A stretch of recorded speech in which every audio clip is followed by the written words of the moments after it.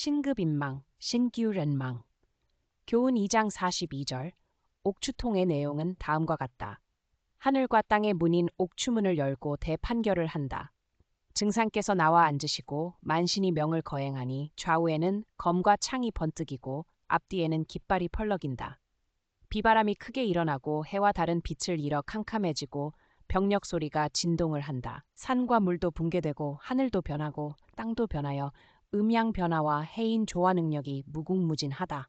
산이 없어지고 바다는 물러나며 들이 옮겨가고 언덕은 무너져 버리고 살기는 소멸되어 악한 물건은 스스로 다 죽게 된다. 이때에 신은 급하고 사람은 황망하게 바쁘니 밤낮이 불분명하더라.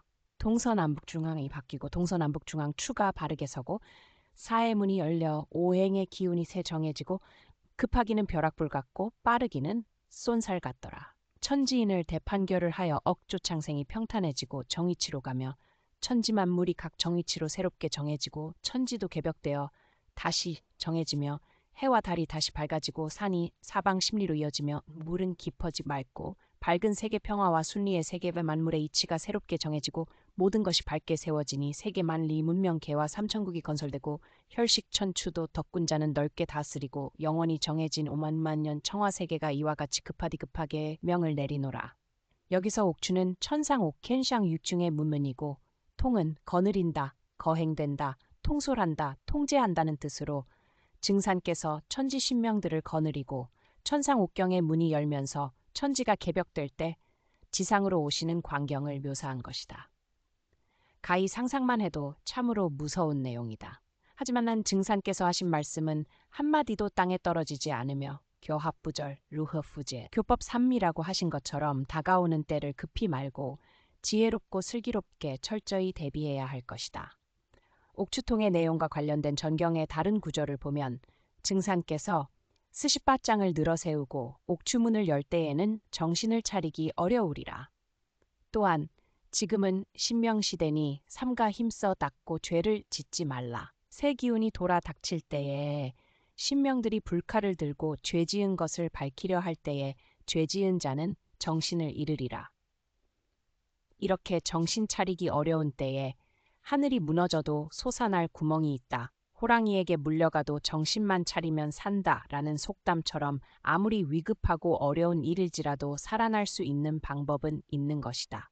그 방법은 알아야 면장한다는 것이다. 즉, 진리를 알아야 죽음을 면한다는 것이다.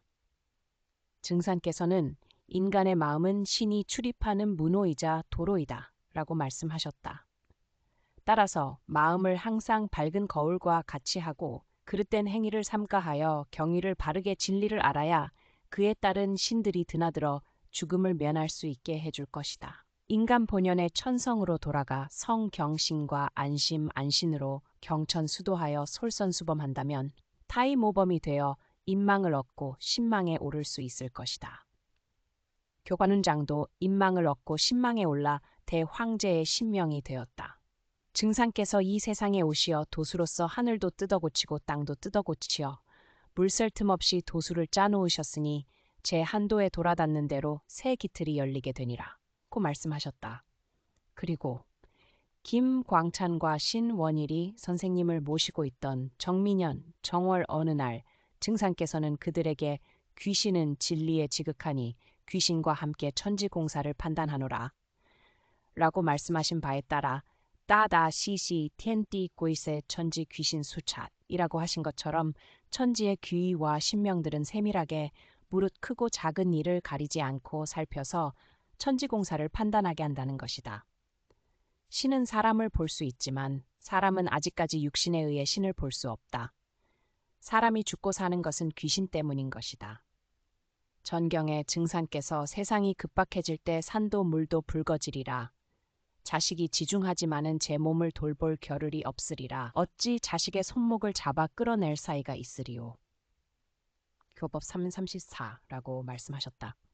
이런 때가 올 때를 대비하여 예시 41절에 이후에 괴병이 온 세상에 유행하리라. 자던 사람은 누운 자리에서 앉은 자는 그 자리에서 길을 가던 자는 노상에서 각기 일어나지도 못하고 옮기지도 못하고 혹은 엎어져 죽을 때가 있으리라. 이런 때에 나를 부르면 살아나리라고 이르셨도다. 그리고 증상께서 예시 30절에 이후로는 천지가 성공하는 때라. 서신이 사명하여 만유를 제재함으로 모든 이치를 모아 크게 이루나니 이것이 곧 개벽이니라.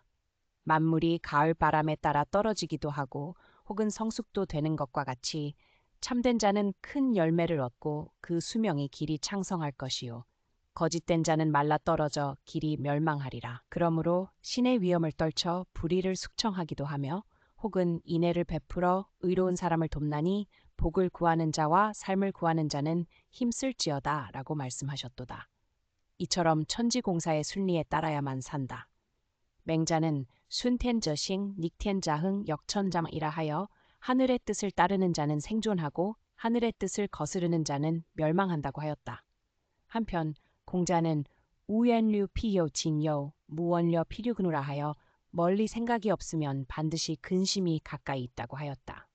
이제는 천지가 성공하는 때에 맞추어 미리 등불을 준비하는 자가 어둠을 헤쳐나가듯 성공하는 수도를 해야 할 것이다. 따라서 우리들이 바라는 목적을 이루기 위해서는 무엇보다 삼계생 하나님께서 바라시는 참되고 진실한 도인이 되어야 한다. 이제는 모사는 제천하고 성사는 제인이니라. 고 하신 말씀처럼 사람으로서 해야 할 도리와 역할을 다하여 하늘의 뜻을 이룰 수 있도록 해야겠다. 이미 천지의 모든 일은 하늘에서 꾸며 놓았고 이루는 것은 사람의 노력에 달려 있다. 나의 말이 곧 역이니라.